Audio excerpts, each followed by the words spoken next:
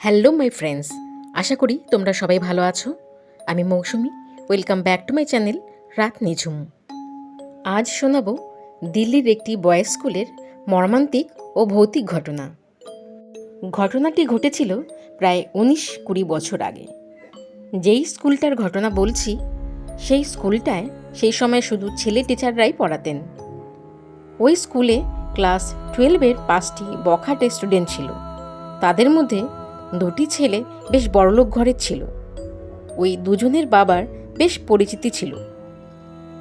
আর বাকি 3জন ছেলে তারা ছিল সাধারণ ঘরের, কিন্তু তারা ওই 2জন বড়লোক বন্ধুদের সাথে সাথে নিজেদেরকেও লিডার মনে করত। ক্লাস 5 থেকে 12-এ আসতে তাদের প্রায় 10 থেকে 12 বছর সময় লেগেছিল।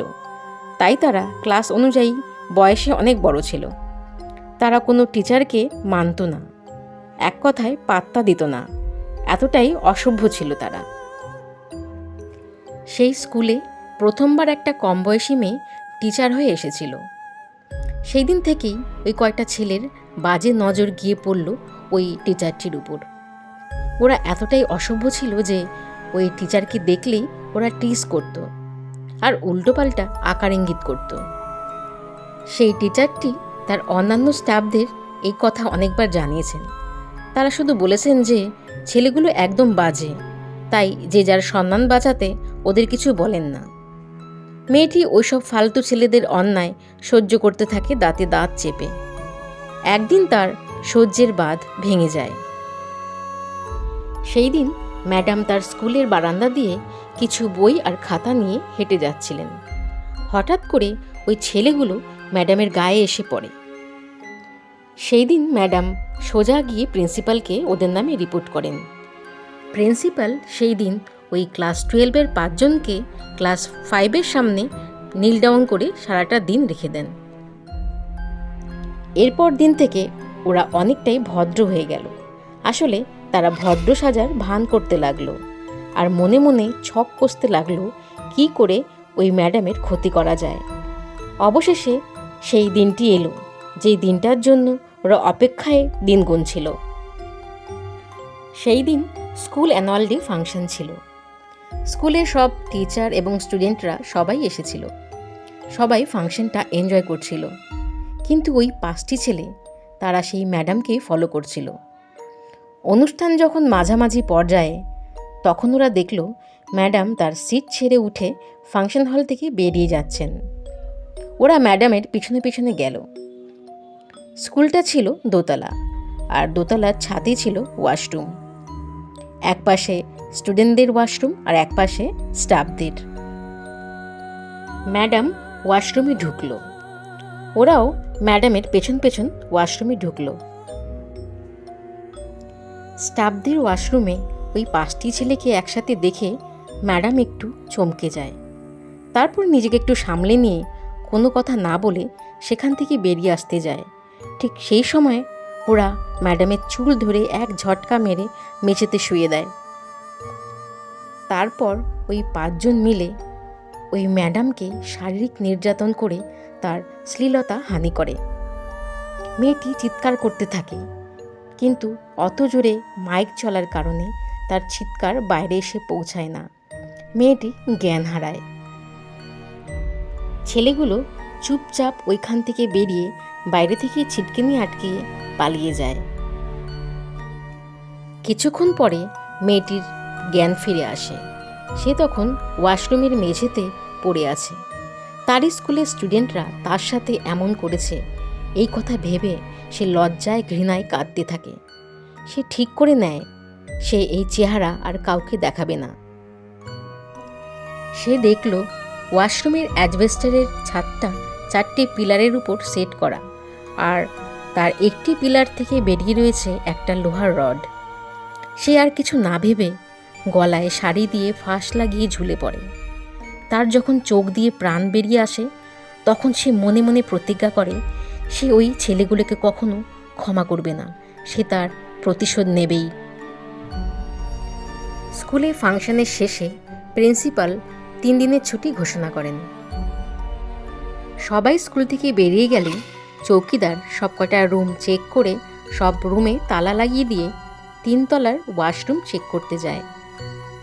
গিয়ে দেখে দুটো ওয়াশরুমেই বাইরে থেকে ছিটকিনি দেওয়া আছে। সে বুঝল ভিতরে তাহলে কেউ নেই, তবুও একবার দেখে নেওয়া ভালো। এই কথা মনে করে সে প্রথমে স্টুডেন্টদের ওয়াশরুম চেক করে, তারপর স্টাফদের ওয়াশরুম চেক করার জন্য ছিটকিনি খোলে। দরজা খুলেই সে আঁতকে উঠল, বুক ধড়াস করে উঠল তার। সে দেখল তাদের ম্যাডাম গলায় শাড়ির ফাঁস লাগিয়ে ঝুলছে। তার চোখ দুটো খোলা, যেন ঠিকরে বেরিয়ে আসছে চোখ দুটো। সে কি করবে কিছু বুঝতে পারছে না। সবার আগে প্রিন্সিপালকে ফোন করে খবর দেয়। প্রিন্সিপাল পুলিশকে কল করেন। প্রিন্সিপাল কিছুই বুঝতে পারেন না হঠাৎ ম্যাডাম কেন সুইসাইড করল। পুলিশ এসে ম্যাডামের ঝুলন্ত বডি নামায়। ম্যাডামের বাড়িতে ফোন করা হয়। 15 থেকে 20 মিনিটের মধ্যে তার বয়স্ক বাবা মা এসে মেয়ের মরদেহ দেখে শোকে কান্নায় ভেঙে পড়েন। তারা বলেন, আমাদের মেয়ে সুইসাইড করতেই পারে না, কারণ এই চাকরিটা পেয়ে ও খুব খুশি ছিল। পুলিশ ওনাদের বলেন, আপনাদের মেয়ের কি কোনো মানসিক টেনশন ছিল? ওনারা জানান মেয়েটি তাদের একমাত্র সন্তান, বেশি বয়সে তাদের এই সন্তান হয়। বাড়ির কাছে এই চাকরিটা পেয়ে ও খুব খুশি ছিল, তবে প্রথম খুব টেনশনে থাকত, কারণ এই স্কুলের কয়টা ছেলে ওকে খুব জ্বালাতন করত। এই কথা শুনে পুলিশ প্রিন্সিপালের কাছ থেকে ওই কয়টা ছেলের অ্যাড্রেস নেয়, আর বডিটা পাঠানো হয় ময়না তদন্তের জন্য। পুলিশ ওয়াশরুমটা লক করে দিয়ে চলে যায়। এরপর প্রিন্সিপাল চলে গেলে চৌকিদার নিচতলায় তার রুমে চলে আসে। প্রায় সন্ধে হতে যায়। ওই অত বড় স্কুলে সে একা একজন মানুষ। এমনিতে ছুটির পর সে একাই থাকে, কিন্তু এমন একটা মর্মান্তিক ঘটনা হয়ে যাবার পর তার মনে যেন কেমন একটা ভয়ে ভয়ে জন্মায়। ওইদিকে 2-1 ঘন্টার মধ্যে পুলিশ ওই ছেলেগুলোর মধ্যে 3 জনকে অ্যারেস্ট করতে পারে। বাকি 2 জনের বাবাদের এতটাই পরিচিতি যে তাদের ছেলেদের অ্যারেস্ট করা যায় না, কারণ ওনারা বিভিন্ন জায়গায় কল করে তাদের ছেলেদের অ্যারেস্টের হাত থেকে বাঁচায়। পুলিশ ওই 3 জনকে নিয়ে এসে জেলের একটা সেলে একসাথে রাখেন তাদের। সেই রাতে চৌকিদার সে তার রাতের খাবার শেষ করে রেডিও শুনছিল। রাত প্রায় 11টা হবে। তখন তার টয়লেট পায়। সে দোতলার ছাদে যায়। স্টাফ ওয়াশরুমের পাশেই স্টুডেন্টদের ওয়াশরুম। তাকে স্টুডেন্টদের ওয়াশরুম ইউজ করতে হবে। ম্যাডামের কথা ভেবে তার শরীরটা ভার হয়ে আসে। সে তার টয়লেট সেরে চলে আসছিল। হঠাৎ দেখল স্টাফ ওয়াশরুমের জানলার পাল্লাগুলো কেমন যেন জোরে জোরে আওয়াজ করে একবার খুলছে, একবার বন্ধ হচ্ছে।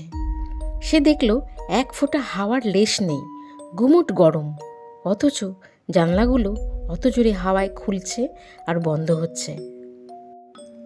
সে কিছুক্ষণ চুপ করে দাঁড়িয়ে থাকে। তারপর দেখে ওয়াশরুমের বাল্বটা হঠাৎ করে জ্বলে উঠল।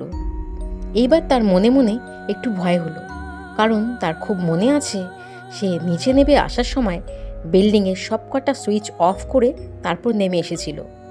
সে ওইখানে আর না দাঁড়িয়ে চলে আসে। চলে আসার সময় সে অনুভব করে তার পেছনে কে যেন তাকে ফলো করছে।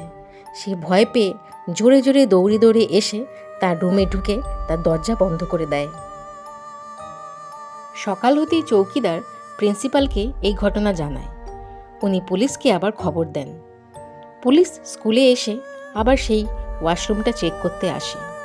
এসে তারা দেখে তারা যেইভাবে রুমটা লক করে গেছিল সে রুমই আছে, আর ওয়াশরুমের লাইটের সুইচটাও অফ আছে। পুলিশ চৌকিদারকে বলে অকারণে যেন তাদের বিরক্ত না করা হয়। ম্যাডামের বডির ময়নাতদন্তের রিপোর্ট এলো 3 দিন পর। একটি মেয়ের সম্মান ও জীবনের থেকে টাকা পয়সার এতই ভার ছিল যে সেই ভারে ম্যাডামের রিপোর্ট গেল উল্টে, অর্থাৎ ভুল রিপোর্ট এলো। তাতে এলো উনি মানসিক টেনশনে গলায় ফাঁস লাগিয়ে আত্মঘাতী হয়েছিলেন। সেই রিপোর্ট শুনে বড়লোক বাবার 2 ছেলে খুব আনন্দ করতে থাকে। প্রিন্সিপালের কানেও গেল রিপোর্টটা। সেকেন্ড টার্ম এক্সাম আর মাত্র কয়দিন বাকি, তাই পুলিশ পারমিশন নিয়ে স্কুল খোলা হলো। স্কুলে বাচ্চারা আসতে শুরু করে। ঘটনাটি যেন হাওয়ার গতিতে সবার কানে পৌঁছে যায়। পুরো স্কুলটা যেন একটা থমথমে পরিবেশ তৈরি হয়।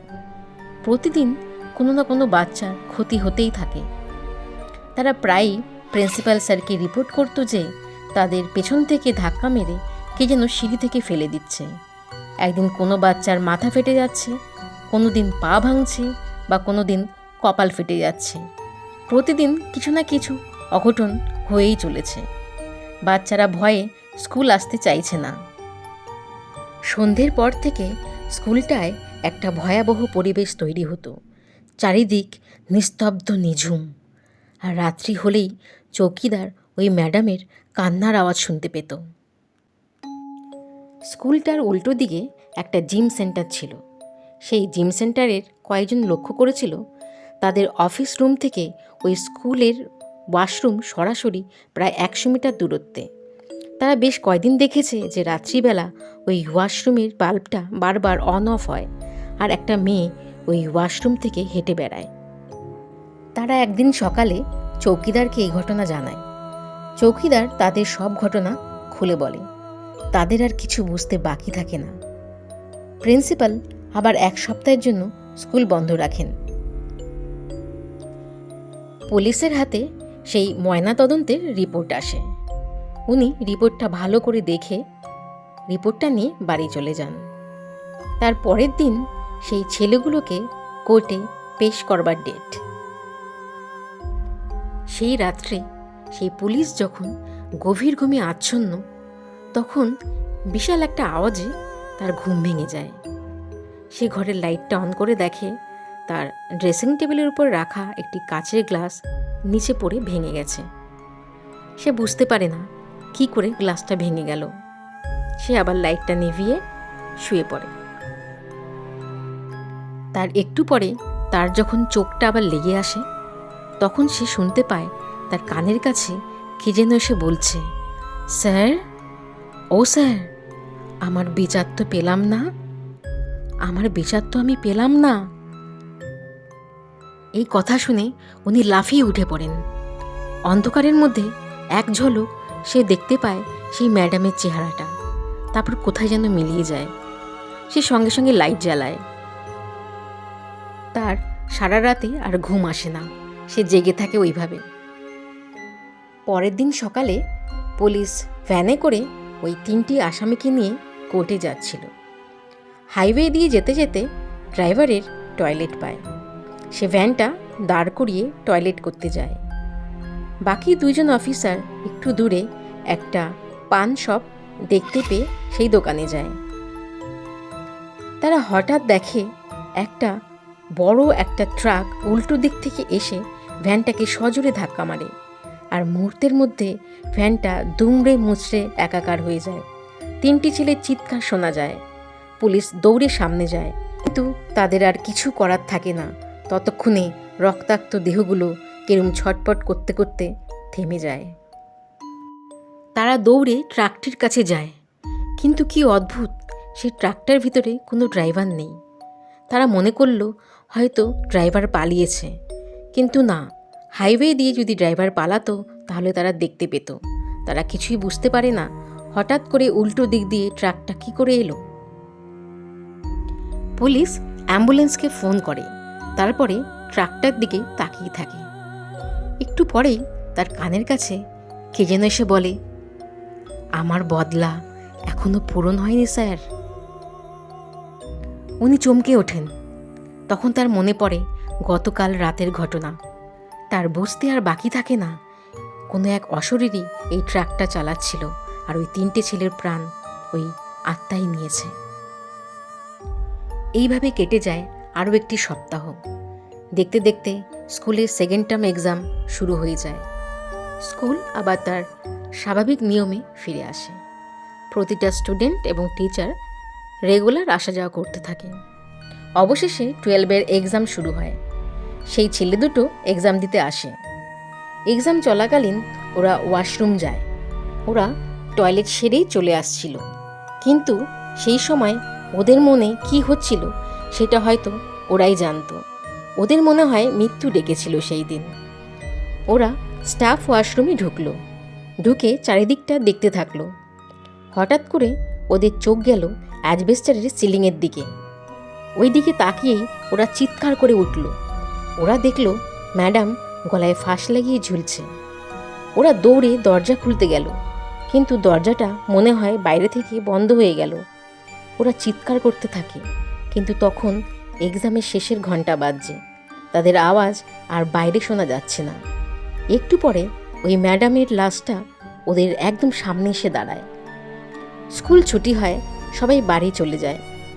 চৌকিদার রোজের মতো স্কুল চেক করে, ওয়াশরুম চেক করে তালা লাগিয়ে দেয়। ওই ছেলে দুটো বাড়ি না ফেরায় তাদের বাড়ি থেকে খোঁজ পড়ে। তাদের আর কোথাও খুঁজে পাওয়া যায় না। প্রায় 3 দিন পর ওই ছেলে দুটির লাশ মেলে ওই স্কুলের পিছনে একটা পচা ডোবায়। এরপর থেকে ওই স্কুলটায় আর কোনো অঘটন শোনা যায় না। তো এই ছিল আজকের ঘটনা। বন্ধুরা, ঘটনাটি যদি ভালো লেগে থাকে তবে অবশ্যই লাইক, শেয়ার ও সাবস্ক্রাইব করে দিও। আর এই চ্যানেলে যদি নতুন বন্ধু হয়ে থাকো তবে প্লিজ চ্যানেলটি সাবস্ক্রাইব করে আমার পাশে থেকো। সবাই খুব ভালো থেকো। ধন্যবাদ। এখানে সত্য ভৌতিক ঘটনা শোনানো হয়।